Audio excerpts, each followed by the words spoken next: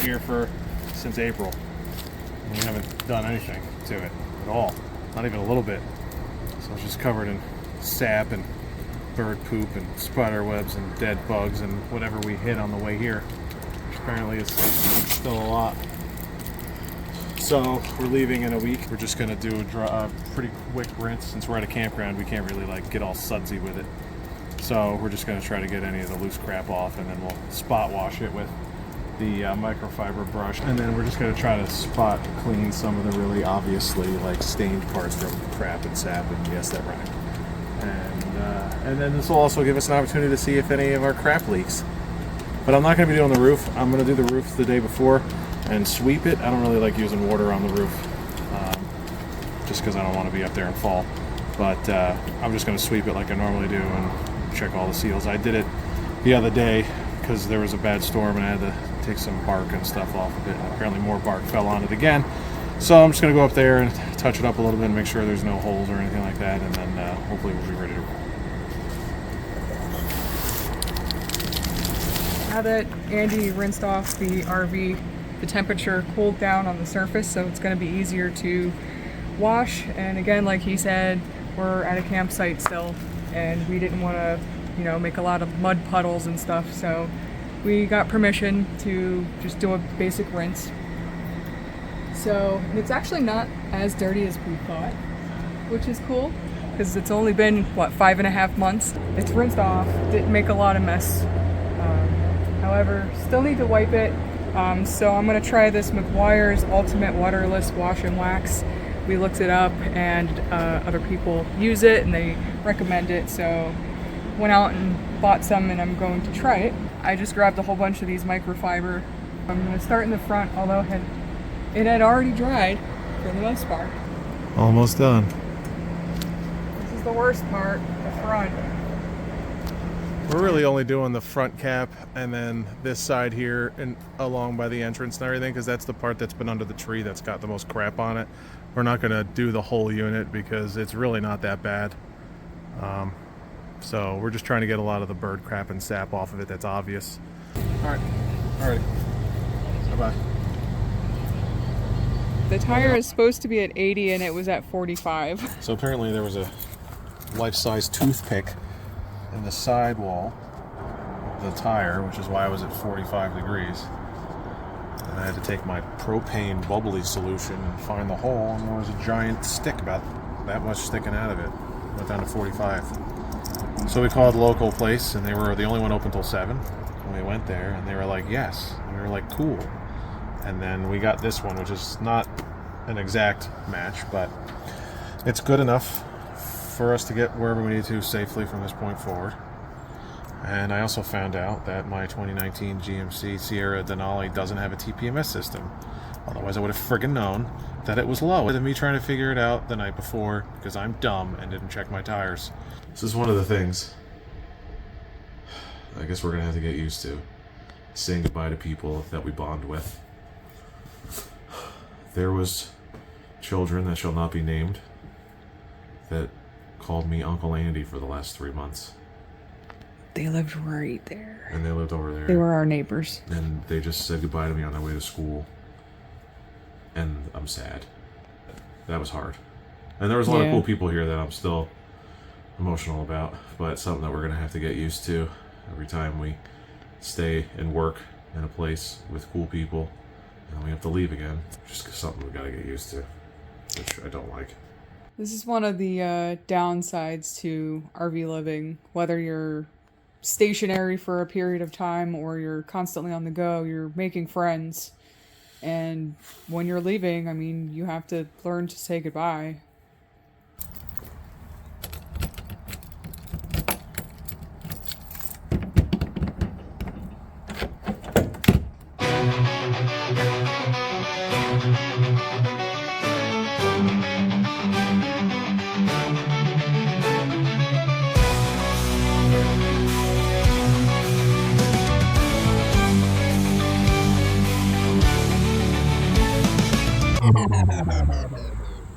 So as soon as he started driving, the camera stopped working. What Andy did to try to fix the problem with the camera, He climbed up on the ladder and he tightened up the antenna because it was slightly loose. And also, I went into the side compartment and I did the battery disconnect. I turned it off and we waited about 5 minutes, and we're going to see if it works when you turn it back on. So it's not a reboot issue. We don't have a red light on the camera. So we just called tech support, and it seems to be a wiring issue and not an issue with the camera itself. So Andy's going to take it apart, jiggle some things, move things around, tighten things up, and hopefully we'll get a light.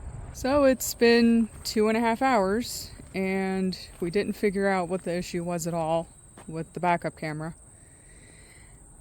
And we broke it. Just broke right off. And we have 360 miles to go today from Sheridan to Midland, South Dakota. We're still near the original spot, the campground that we started at. So I guess I'm going to follow him, and if he needs to pass, he'll put his blinker on and I'll just go to the left, and that way it'll be safe.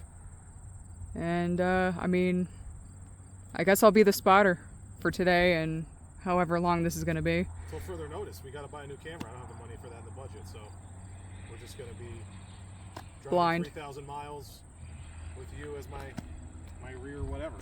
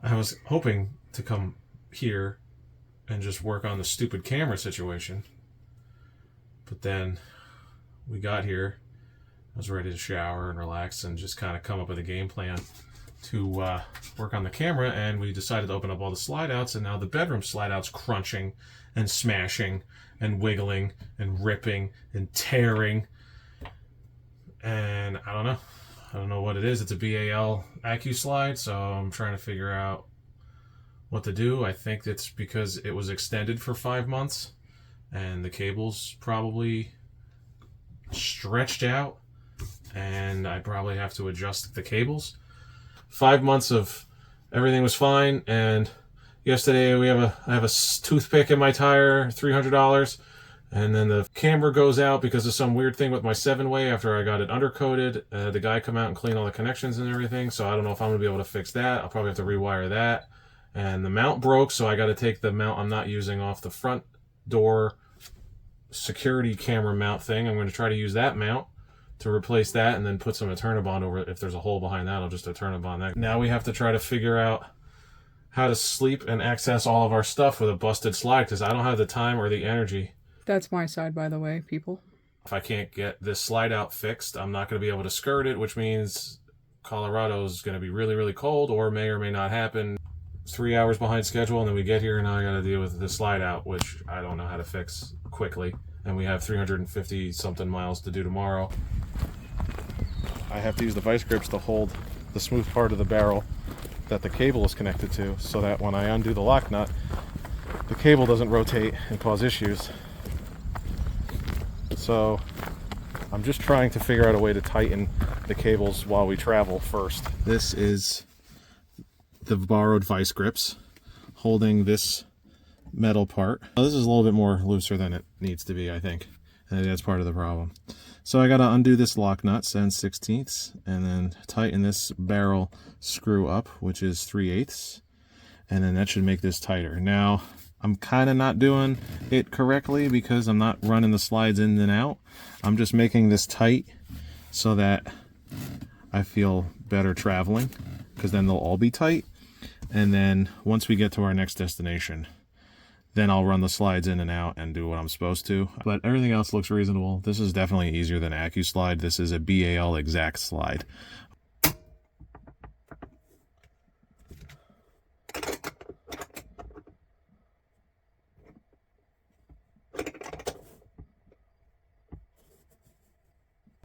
So Andy's using the mount from the entrance door. He installed the rear camera onto that mount, and now he is placing it back. Okay, we're gonna test the camera, see if it's installed and works correctly this time.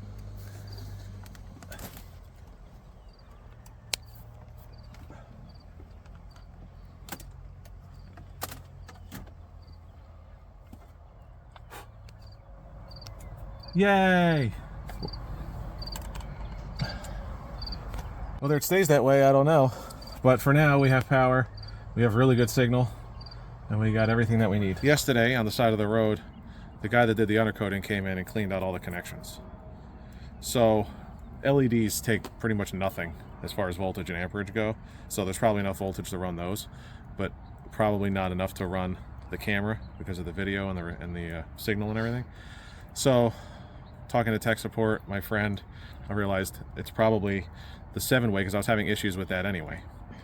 So he came in and he cleaned up all the connections and everything, and I didn't have to rewire nothing. I didn't have anything to do.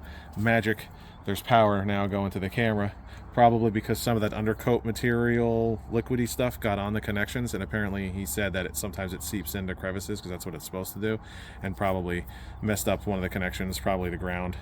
So an unstable ground's not going to allow you to send the proper voltage, raises the amps, everything shuts down or doesn't have enough voltage to go. If it doesn't work while we're traveling, then I'll probably have to stop at a GMC dealer and have them look at the 7-way, and they might have to put a new one in or whatever. So now that Andy had secured the bedroom slide, we feel that we are safe enough to head out and go to Fairmont, Minnesota, which is our next destination. Day 2.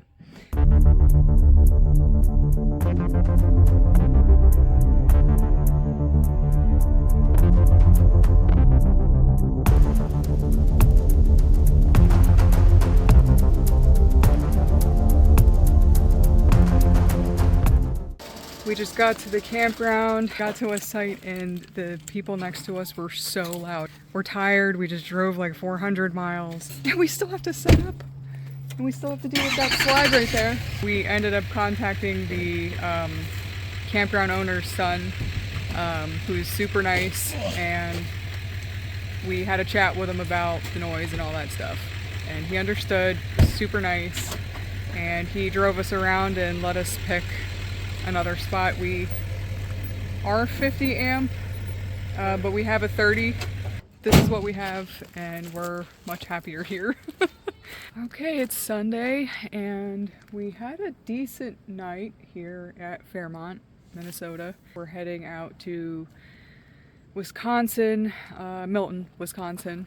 It's a little bit shorter of a day, which is nice, despite the last couple of days.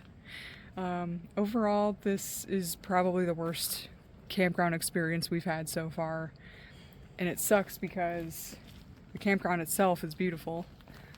It's just the people were so loud. There was a 45-year-old guy having a surprise birthday party, and there were drunk people on a hayride, and there were kids screaming, and the people at the campsite next to us were so loud, but luckily they were accommodating and let us stay here. It's not really a campsite, although there is a post for electric and water, so that was good.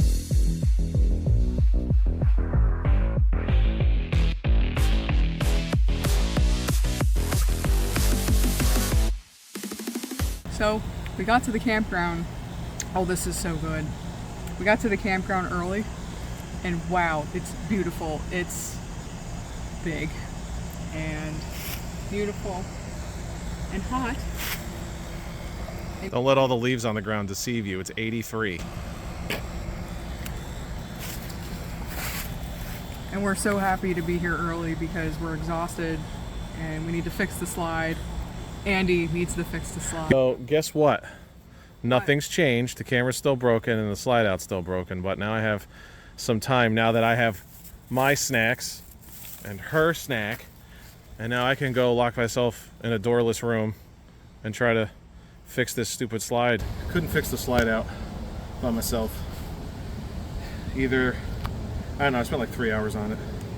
I got the door jambs off and I was trying to, I found the BAL exact slide adjustment PDF on there and I followed that. So it's one of three things. I don't know what I'm doing, most likely. Two, I have a concept of what I'm doing, but I'm doing it incorrectly because I don't understand the exact way the mechanisms work, because there is slack in the chain and that's what's causing a lot of the issues. Now, I was able to adjust it enough where when I was opening and closing it, the grinding stopped and the slack and the chain left, but the right side isn't pulling in. So that also means one of two things. The motor's fried, which there's power going to it, and it's making noises, but it's not pulling anything in. Or it's jammed bad enough that the motor's amping out and turning off when it can't do anything. So luckily it's still covered under a warranty. It's still within the year. So I called up the dealership to find out what I need to do. They gave me contact information for Sierra for warranty stuff. And now this is the strange thing, because I'm an RV technician, but if I do it myself, I don't get reimbursed, which is fine because I'm not really sure how to do this effectively anyway. So I actually have to find, as an RV technician, have to find an RV technician to come and fix this thing. So I have to pay this RV technician and then he sends me the information and I send it out to Sierra and then I get reimbursed. So I'm not used to being on this side of the process. Usually I'm the other guy. But now I know how customers feel when you finally find somebody that's like, yeah, I could come out and help. I have 25 years of experience with this and blah, blah, blah, blah, and I'm available tonight. Just call me when you get in. So we'll see.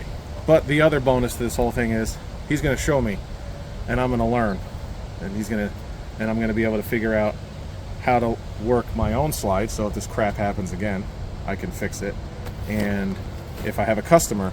So when we're leaving, hopefully in the next hour or so, we got about 5 hours of driving. We'll be in Indiana, and the guy there is going to come either tonight or first thing tomorrow.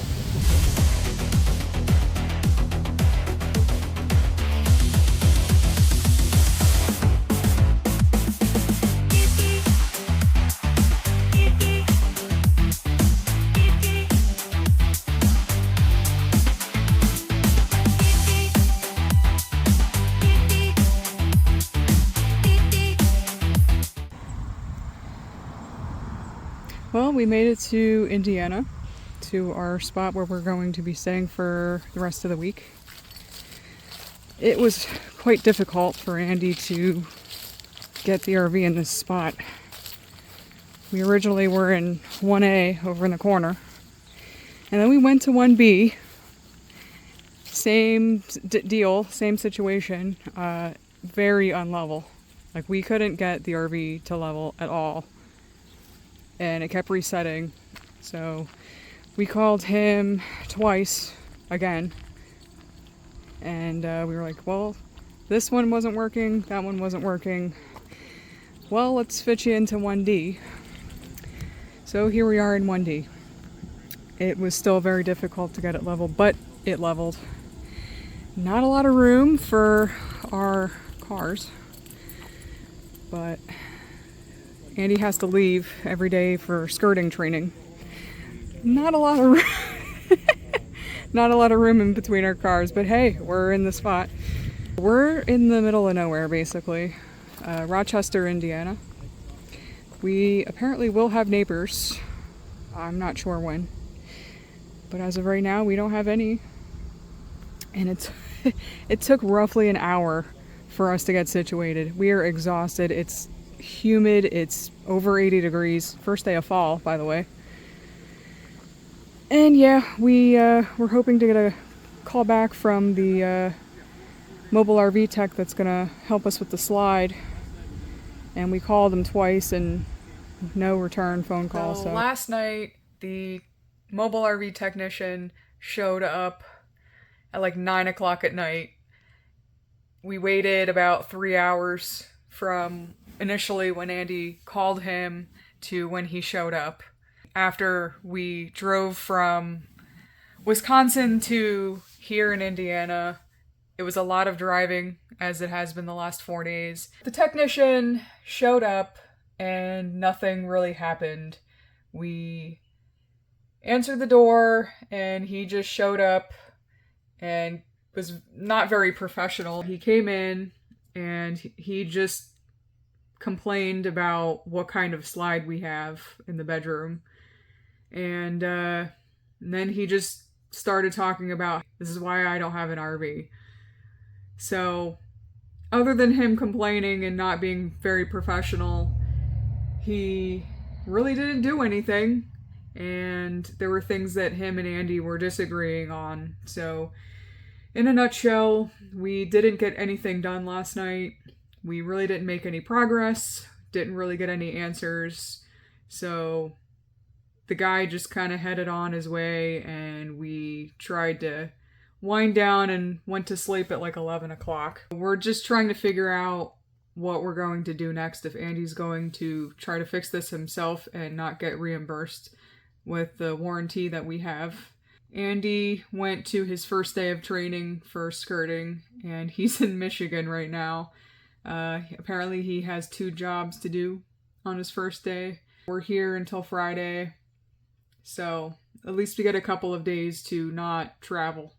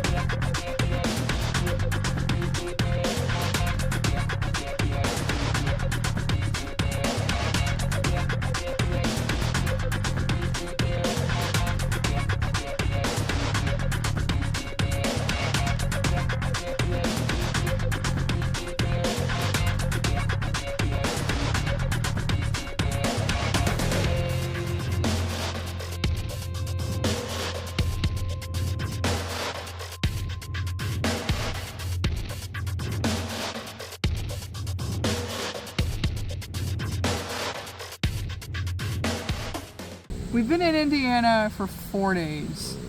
Since Monday. Slide out's crap. Nothing I could, if I touch it, it voids my warranty, so I'd have to pay for parts, and then if I screw it up, I'm screwed. Me being an RV technician, I understand now why customers are so apprehensive when I show up, because they're praying and hoping that I know what I'm doing, and they don't have to deal with what we had to deal with when all he needed to do was take some pictures and submit it to Forest River, and that was it. But he wanted to argue with me about every single thing that I said, even though I knew what was wrong and everything. I just can't do anything, so that didn't end. That just ended, and it's fine. Finally found somebody that was willing to help us out, so we're actually bringing it in Saturday, which was 3 weeks sooner than every other place that we called, and some were even booked out until November, and some didn't even want to have anything to do with us if we didn't purchase anything from them. We're going to drop it off Saturday. He's going to get it in on Monday and get it diagnosed and everything. This kind of threw a monkey wrench into some of our future plans trying to get out to Colorado. Now, we called the lovely people at the location that we're going to in Colorado for work camping, and they said that, you know, we're a little bit flexible on when to arrive, but we can't control the weather. We have one more night before we have to drop the RV off, so we'll be in Pennsylvania tomorrow, which will be Friday. But it'll be by Pittsburgh. She's just gonna drive right to her mother's into New Jersey. I get the lovely trip of driving 5 hours through the middle of Pennsylvania and all the hills and the windy roads through Reading and all kinds of there's no highways and everything. I'm just gonna be rolling down a hill into somewhere Right into the shop. Right into the shop. It's somewhere near Lancaster. I gotta drop it off. Then I have to unhook it, open it all up, grab everything else that we need, and then drive 3 hours to my parents' house where we're gonna be staying while this is happening. Thank God our parents are amazing. Her mom is amazing. My parents are amazing. We had a wonderful experience canceling a reservation. That was weird. That just happened a couple minutes ago. I made a phone call to them and I felt horrible because it's in 2 days that we're supposed to check into this place. And we knew we weren't getting a refund, and we might even be charged a cancellation fee, which was fine. And this was several $100s. Like, we were supposed to stay there for 2 weeks. I called them and she was super nice and understanding and said, yes, unfortunately you won't get your money back, and I get it.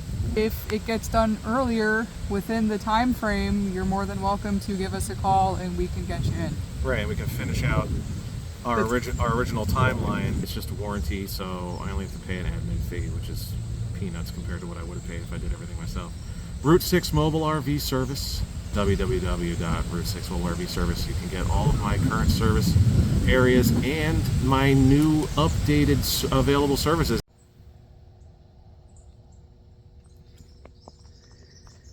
So it's Friday morning. We had no neighbors. We were given the impression that we were going to have neighbors, and we never got them, so maybe they canceled. This is our last day in Rochester, Indiana. Andy is now certified to skirt people's RVs, so he's got another skill to provide people during our travels. We are heading to Mercer, PA. After tonight, we're going to bring the RV into the shop. Andy is going to have to take a big detour in PA and drop the RV off while I take my car with the cat and go directly to my mother's house. She's going to watch Miss Jean until the RV gets fixed. Oh, here comes Andy.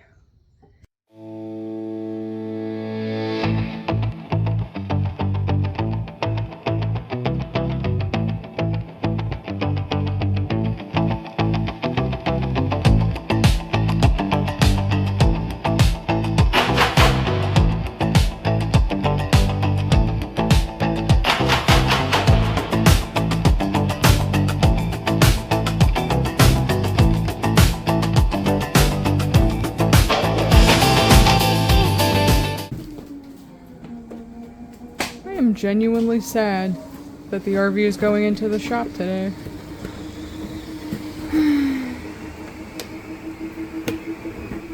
See you soon. These are the keys we're keeping. Those are my keys. Those are her keys, and then these are the keys that I'm dropping off at the shop. So I can't freak out when I get to my parents' house and I take my keys out. These are going to be in the drop box. These are going to be in Jackie's pocket.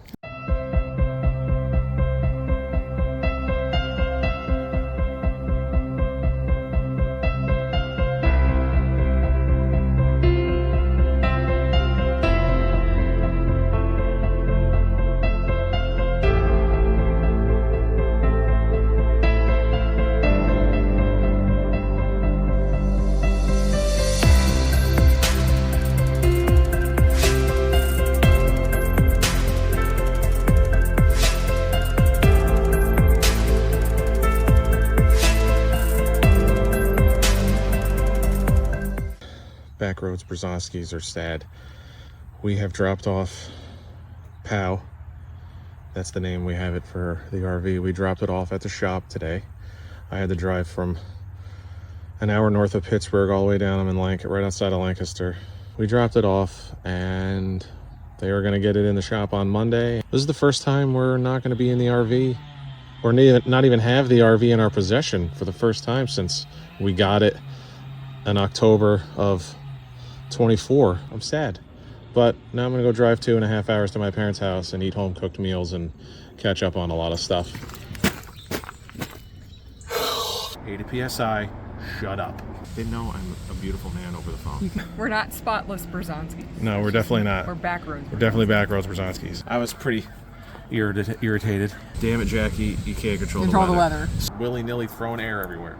There's a bunch of geese fighting each other outside. I gotta shave. Jesus. Sweet beans. Beans. We're having beans for dinner. Oh, I know what'll make me feel better. Pancakes. Food and laundry, all cooked meals in a bathroom you can flush with your hand. Oh my God, something might be good. Did you eat that whole cherry pie in one sitting? Just a quarter of it. Hey, the box of puke's over there now. Let me go get that. Is that a... No, that's bird poop. Obviously hoping for the best. It was in a nutshell, sorry. 65 or less. Suck it.